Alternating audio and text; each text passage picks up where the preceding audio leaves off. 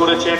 এবার আমরা সেই হরিনাম শুরুর পথে, তাই আমরা আমাদের সেই প্রচারটা সাময়িকের জন্য আমরা বন্ধ রাখবো এবং সকলকে আগন্তুক এবং আগত সকল দর্শনার্থী ভক্তমণ্ডলী এবং ভক্তিমতী মায়েদেরকে 1 বছরের বিদায়ের আগে আমরা শেষ বিদায়ের দিনে যে মনে রাখার মতো একটু শেষ চিহ্ন রেখে যেতে চলেছি, আপনাদেরকে আমরা শেষবারের মতো অবগত করব।